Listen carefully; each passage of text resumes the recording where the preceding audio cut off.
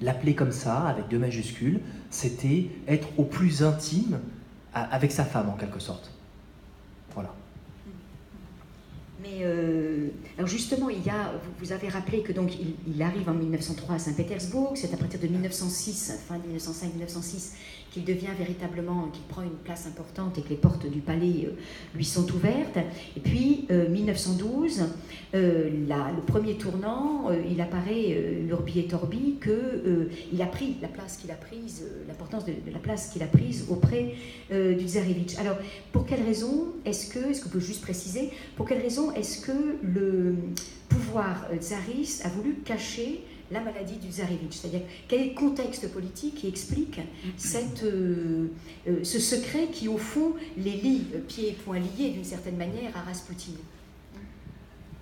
Alors, le contexte, c'est celui d'une monarchie qui vient de fêter absolument magnifiquement son tricentenaire en 1913, avec un nombre de cérémonies un peu partout, dans toutes les villes historiques de la Russie médiévale, de la Renaissance, etc., avec une flopée de nouvelles béatifications, et souvent d'ailleurs en rapport avec ce lien avec les paysans. Mais c'est aussi, on le sait, le contexte très troublé et qui n'a pas fini de faire couler le sang et l'encre de la défaite contre le Japon en 1905 et de la première révolution russe, celle de 1905-1907, qui a fragilisé l'édifice. Un édifice qui repose sur une armée qui apparaît donc dépassée, qui repose sur un tsar qui est obligé de lui-même, le 17 octobre 1905, eh bien, de casser légalement l'autocratie, en accordant, même avec une simple voix consultative, l'élection d'une assemblée qui est la Douma, avec une moitié de membres élus, une moitié de membres nommés, et qui n'a aucun pouvoir. Le gouvernement n'est pas responsable devant, le pouvoir peut la dissoudre, le tsar la dissout autant de fois que la majorité ne le convenait pas, donc c'est très limité, mais malgré tout, en droit quasiment canon de la monarchie absolutiste russe, c'est le début de la fin. Et puis il y a cette question d'une sorte de déliquescence de cette monarchie, avec une figure qui n'est absolument pas à la hauteur, et il le sait lui-même, et d'ailleurs son père lui-même lui disait, donc, ce qui en général n'aide pas trop les choses, n'est-ce pas? Donc il n'est absolument pas à la hauteur, et on se dit, bon, le tsarevitch, il est aimé, etc., il est très mignon, il est super ci, super ça, et puis voilà, il ne peut pas, en étant hémophile, enfin vous ne l'imaginez pas sur un champ de bataille, un peu délicat. Et si tout à coup il fait une crise d'hémophilie en pleine négociation diplomatique, ou en pleine session de la Douma, etc., etc. Donc, ils ont eu 4 filles auparavant, enfin ils obtiennent, si on peut dire, un héritier, et malheureusement, cet héritier et sa maladie semblent condamner à assez court terme la monarchie. Alors, je fais un saut dans le temps. On a fêté il n'y a pas longtemps le centenaire de l'abdication de Nicolas II, c'était le 15 mars, donc le 2 mars dans le calendrier russe de l'époque. Mais Nicolas II, on oublie souvent qu'il a non seulement abdiqué en son nom, ce qui est normal, et ce qui est juridiquement légitime, par contre il a aussi abdiqué au nom de son fils, et ça par contre c'est absolument illégal. Il a abdiqué au nom de la maladie de son fils, et il a refilé la patate chaude qui s'appelait la couronne impériale russe à son propre frère, donc Michel, qui lui très prudemment, le 3 mars, donc le 16 mars 1917 dans notre calendrier, a dit « Ouh, je ne prendrai la couronne que si le peuple me la reconfie après les élections de l'Assemblée constituante », parce que les opposants à la Douma lui ont fait comprendre qu'il ne pouvait pas garantir sa sécurité en tant que tsar de la Russie. Donc, si vous voulez, cette monarchie, elle a quand même été sabordée par l'aveuglement, par donc ces circonstances, et aussi par l'aveuglement de Nicolas II, cet aveuglement, et aussi par le fait que Raspoutine a servi, à partir de 1912, il y a eu un premier écho en 1910, et surtout à partir de 1912, et encore plus pendant la guerre, de voie d'attaque de la monarchie, de l'autocratie. Car le crime de lèse-majesté existe à l'époque en Russie, et il n'est en général pas très sévèrement puni, puisqu'ils sont assez rares, le fait plutôt de paysans russes, ivres, qui disent « Ah, tsar, etc. » Donc, c'est pas très pris au sérieux. Évidemment, ce serait un juif lucide qui appelle à renverser le tsar, et bizarrement, il est envoyé en exil.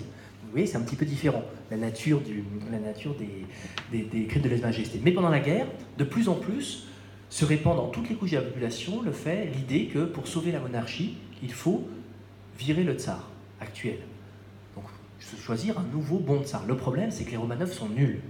Il n'y en a pas un pour rattraper l'autre. Et d'ailleurs, on le voit bien en 1917, il n'y en a pas un qui a eu le courage d'intervenir. Il n'y en a pas eu qui a eu le courage de dire moi, je vais reprendre le flambeau, etc. Et tous, on voit dans leur correspondance, leur carnet, oh là là, il faudrait des solutions violentes, mais ça me répugne. Oui, il n'y en avait pas un qui avait le caractère qu'il fallait pour cette situation qui n'était pas aisée. Je ne les juge pas. Mais en tout cas, les Romanov n'ont pas été à la hauteur donc, de cette situation historique exceptionnelle. Et là, c'est le dernier contexte, plus court, c'est celui de la guerre. Donc, vous voyez, j'ai fait en histoire, on part du contexte plus long, puis ensuite il y a le contexte moyen, le contexte court maintenant, n'est-ce pas les étudiants? Et donc le contexte court, c'est celui d'une guerre que la Russie, plus qu'aucun autre, ou moins qu'aucune autre nation belligérante, n'avait les moyens de mener. Parce que, évidemment, on va dire que la Russie, c'est quand même un peu mieux que l'Autriche-Hongrie. Certes, je vous l'accorde, voire que l'Empire ottoman. Mais la Russie, si on regarde bien, ils n'ont pas à lutter contre un ennemi, avec des alliés. L'armée russe, qui mobilise quand même 16 millions de personnes, lutte à la fois contre 3 empires, l'Empire prussien, l'Empire austro-hongrois et l'Empire ottoman, toutes seules, sans armée alliée, pendant 4 années, puisqu'ils se battent quand même jusqu'en mars 1918, donc 3 ans et demi. Voilà. Donc si vous voulez, ce n'est pas un mince exploit quand on est une armée qui n'a absolument pas face à la révolution stratégique et tactique et technique depuis 1905, qui est une catastrophe du point de vue de la stratégie militaire. On en est encore à étudier les batailles de Napoléon, donc c'est pas tout à fait ça. À l'époque où les Allemands déjà théorisent la Blitzkrieg, qui n'ont pas les moyens de mettre en œuvre, mais qui commencent à essayer de mettre en œuvre et qui le mettront en œuvre de manière bien plus efficace pendant la Seconde Guerre mondiale. Donc une guerre qui n'ont pas les moyens économiques non plus, et les moyens non plus culturels et politiques de mener, puisque l'Empire apparaît très fracturé, un empire où le tsar est délégitimé, où la tsarine est détestée, c'est depuis toujours une Marie-Antoinette, elle parle avec un petit accent, elle parle vite, elle fait des fautes, enfin bon bref, on lui pardonne rien en plus, c'est une catastrophe. Et puis il y a le problème que l'Empire établit une hiérarchie des ethnies, des nationalités comme on dit en Russie. Donc par exemple, on ne mobilise pas toutes les nationalités, ce qui aurait été pratique pour faire une sorte d'élan patriotique. Non, on mobilise les Slaves, donc Russes, Ukrainiens, Biélorusses et les Polonais, n'oublions pas. On mobilise les Juifs, mais n'exagérons pas, ils n'ont pas le droit d'être officiers quand même.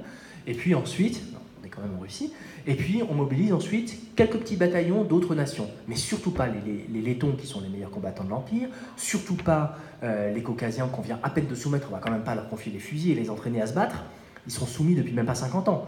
Et ne parlons pas des Sibériens, etc. Donc si vous voulez, on a une armée, au grand étonnement des Français notamment, ils pensaient que les Russes avaient genre 30 millions de personnes à mobiliser. Pas du tout. En fait, en mobilisant 16 millions de personnes, ils ont quasiment mobilisé tout ce qu'il y avait à mobiliser. Ils ont épuisé leurs ressources. Et on mobilise des paysans alors que la Russie est une puissance agricole et qu'on a besoin de ses bras et que ce n'est pas compensé ni par les réfugiés ni par les prisonniers de guerre. Donc ce contexte, évidemment, il crée les conditions d'une explosion sociale. Il crée aussi les conditions de l'explosion démocratique de 1917 avec la montée de la société civile contre l'administration, donc au détriment de l'État, si vous voulez, la montée de toutes ces associations, de la Croix-Rouge, etc., de la philanthropie de guerre, qui joue un rôle dans la légitimation d'un autre lieu de pouvoir local, et ce qui va s'exprimer pendant la guerre. Et puis il y a ce Raspoutine, dès qu'on veut attaquer la monarchie, on attaque Raspoutine, c'est très simple, et tout le monde lit entre les lignes. Dire pique-pendre de Raspoutine, parler de ses aventures, c'est évidemment parler de ce qui se passe au palais. Tout à fait, oui. Alors vous parliez justement de la famille des Romanov.